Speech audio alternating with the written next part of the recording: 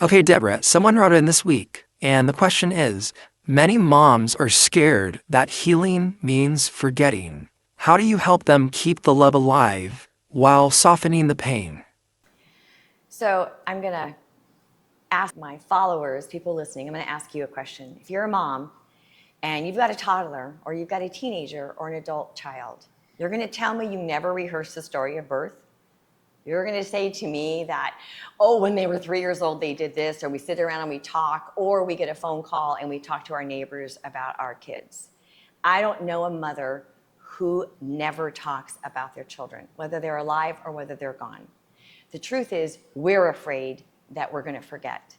And I can promise you, not only are there cells in your body and you still feel them, you are never going to forget your child. You can take that to the cross, I'm just saying. And the latter part of that was, please repeat the end of that question. How do you help keep the love alive while softening the pain? You give yourself permission to feel them, to love them, to miss them, and to enjoy them, because they are enjoying life. They are. They're not up there having the great feast, pigging out and not worrying about their weight. That's how you do it. You give yourself permission to feel, which means there's some practice there. When do I feel? When do I not? Don't keep pushing it down. You need to let it come up. Remember, love, laugh, let the tears flow, and then have another fun story. The big question. What makes your approach different from traditional therapy, support groups, or other religious advice? Okay, so if we're talking religious advice, I'm probably not going to give a religious answer.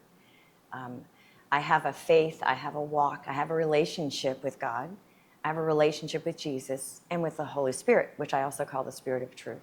So I anchor there in everything that I do. My approach, I didn't choose this vocation to go into the grief space and loss because I pretty much have had a lot of experience in life in relationship to disappointments and to loss and having to move forward. That's just been something I've been trained in all my life. I'm not a licensed therapist. I'm very educated.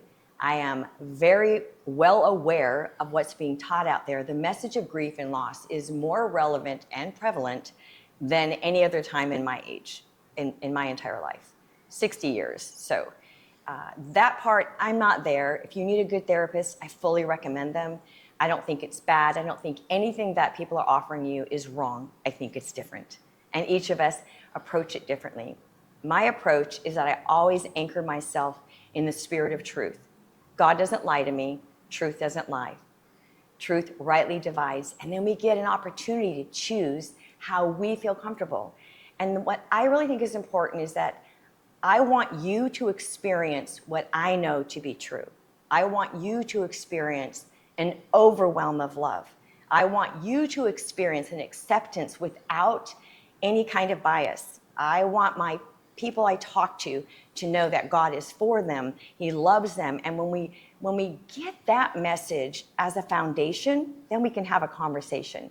Because if I have to sit down and talk, bless you, I've been in therapy. I did 7 years of therapy and lots of other things of my life. If I have to sit down and unearth my entire world right now and go to the beginning, I probably will bypass it. Some people in this world right now need an answer. We need something to start, a place to start. So you may end up visiting a past memory or disappointment. Most of us do. But where are you today? Where are you headed? What is it you need? I usually tell people, give me the top 3 things that are most important to you today, and we'll start there. Because if I can't put the fire out in your backyard, I'm sure not going to put out a field. And that's where I think I feel safe. If I function in the way that the Spirit does, unconditional, unbiased, I hold you in a space of love, I listen, and by the way, I've been there. I've walked through grief, loss, I've lost a child, I've lost a son, I've lost parents. And you know what? He showed me the shortcut on how that I didn't have to stay camped in that space, and that joy is actually the fruit of the Spirit, and love is what gets you there. What are some signs that a mother is ready to begin healing, even if she doesn't feel stuck? Well, I can probably tell you there's no significant signs that you're ready. You know when you're ready. If somebody reaches out to me, I'm not looking for readiness. I'm looking for where are you? Where are you in the stage of loss or grief or not? I've talked to moms that have lost their child 16 years ago and they're still not ready. It really is something that you have to choose. And depending upon where your life sets, you might have other children that you're raising, and so you're busy giving your time there, and maybe you're not ready to deal with the emotions, but you're already dealing with it because you have to integrate life and how you feel. The better question is, where do I start in this journey? Because if you're starting fresh out of the gate, girl, it's going to be a lot of bumpiness. Honest, been there, done that. And depending upon who you are in your life and individuality, we just talk about that. What are the things you want to accomplish now? What's the most important thing that fits you in this place now? That's where I would actually look at it.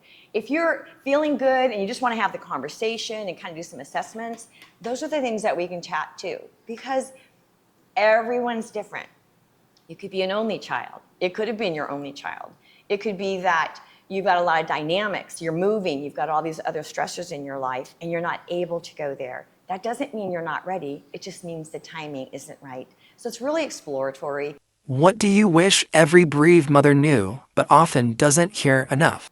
You know, when I lost my son, I knew that he was going to heaven. A lot of people don't know that, and they question that, especially from a religious perspective. I hope, well, he confessed. This is what I know. The Spirit of the Lord told me, you know, there's really not a wrong choice.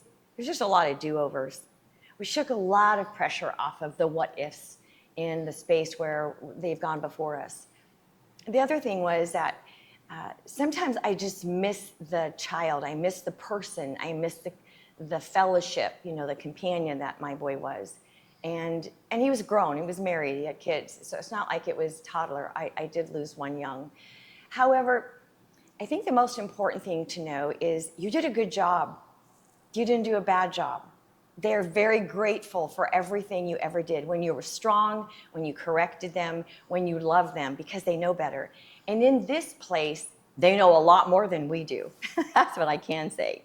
So when I was really struggling because I missed him, the Holy Spirit told me that the veil between heaven and earth is as thin as a cell membrane.